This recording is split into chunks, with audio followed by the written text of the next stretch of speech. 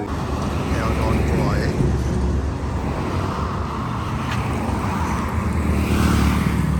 กินข้าวเปียก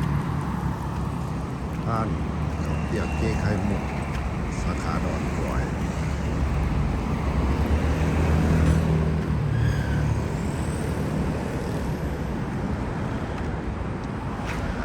ทางไปเนาะ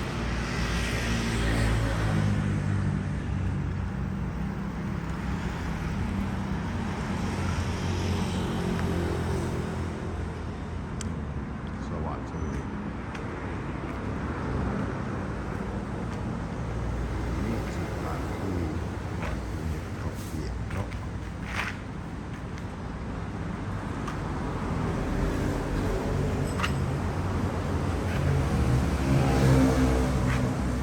ใหญ่ซาละใกล้สิเบิดละเนาะ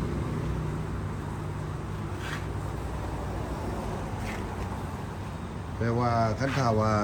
จอบเบิดแล้วก็เป็นเบิดเลยบ่มันปิดห้านบ่ เมนขั้นตอนเบิดเลยถือว่าเบิดเลยคือเส้นหรือว่าน้ำยางจะต่างขั้นตอนเบิดเลยถือว่าปิดเลย แม่นเนาะบ่ได้ขายดีเนาะ เส้นเรายังซื้อได้นะเขายังถึงไปได้ ขายดีเนาะขายเบิดไว โดยขายอยู่ เสียหน้าสิได้มาแต่เช้า โดยมาแต่เช้าได้กินกรอบแม่ อันนี้มันถาดหมูกรอบเลยเนาะถาดหมูกรอบเบิดนี่หมูเหลือขอเปิดอันนี้เบิ่งหน่อยเด้อ โดยสิเบิดแต่ได้แต่เด็ดซ้ำ เด้หมูจอบนี่ใกล้สิเบิดละอันนี้หมูจอบละอันนี้ก็เป็นไก่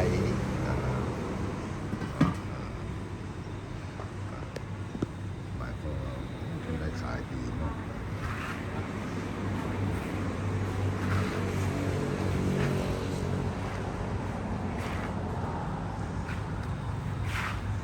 ขอโทษเนาะอันน่ะน้องซื้ออย่างเนาะ ซื้อจอยซื้อจอย ซื้อก้อย จอย โอ้ซื้อจอยอ๋ออันนี้เพิ่นเปิดดนแล้ววะ ซื้อข้าว2 ปีเนี่ย เข้า2 ปีแล้วว่าโอ้ บู ว่า เน่คือบูมูเน่สินะ แต่ว่าคนก็จะหู้หลายแล้วนะเดี๋ยวนี้ จ้ะ เนาะ เท่าไหร่กับลูกค้าเก่ากับบอกต่อกันมา จอยนี่เป็นเจ้าของห้างเลยจอย พ่อแม่มีเจ้าของคนบ่ค่อยได้เข้ามานะสิมีตัวแทนเพิ่นอยู่ในห้างอยู่ เ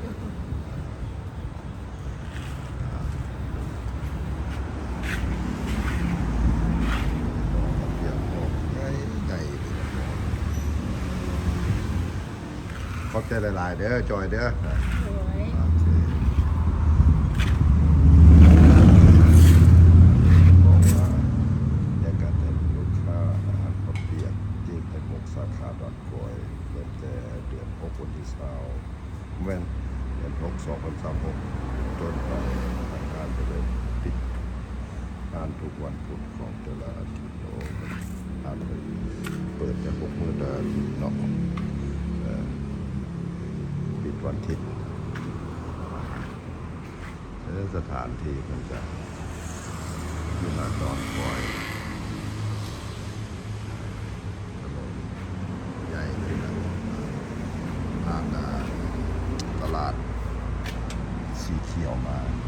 เมื่อเข้าไปเลยอาหารใหญ่สบายดีพอถ่ายรูปได้บ่อาหารเป็นสะอาดสะอาดสะอาดเรียบร้อย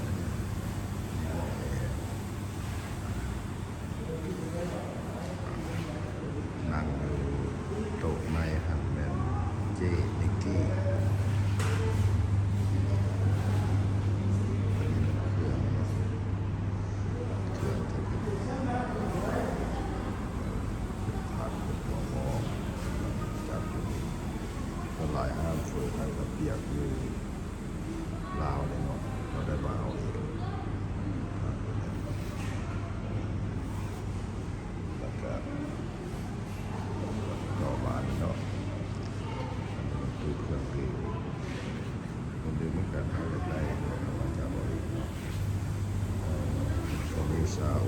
ค้กมีเนื้อเย็นกระโตกแล้วก็เดี๋ยวตัดต่อไปเนาะแล้วก่อนที่ว่า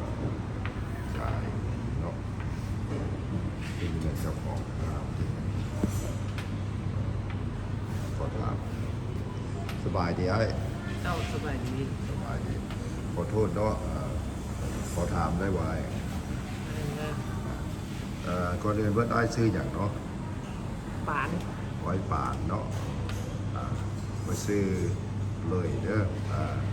2 กิโลเลย เจ้า กินโยบพอกินอยุพอเพียงอาจจะถามว่าอันสาขาดอนกอยนี่แม่นแม่นของ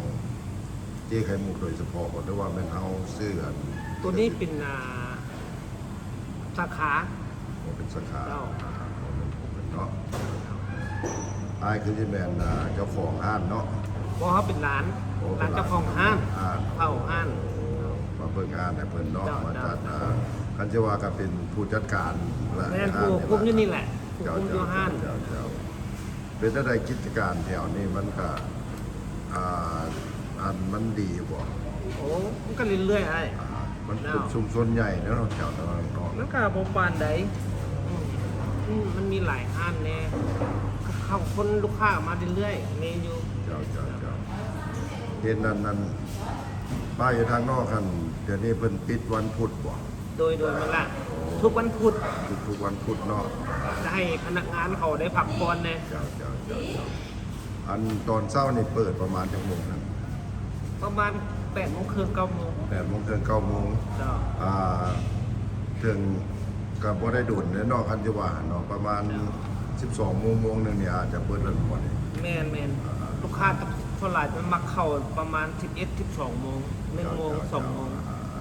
ห้านเฮาปิด 6 โมง โอ้ปิด6 โม เจ้า งแต่ว่าถ้าว่าอันเครื่องเบิดก็ได้เครื่องเป็นเส้นเป็นอย่างเบิดนี่ก่อนนี่ก็ ก็ได้ ปิดก่อน ปิด บ่ เจ้า เจ้า เป็นเส้นเป็นตอนเมิดแล้วก็ได้ปิด เอามาแต่เช้าเด้อพวกเจ้าก็จะมาซีมเลยกับเปียกเทใส่ไข่หมกนี่ซื้อ แล้ว เดี๋ยวนี้ประมาณ2 โมงแล้วเปิดแต่ได้คันติดจอกก็เกือบสิเปิดแล้วเอาเป็นคนสุดท้ายเอาขอบใจหลายเด้อปานเด้อขอบใจหลาย10 บาทเนาะโจไว้เท่านี้ก่อนเนาะ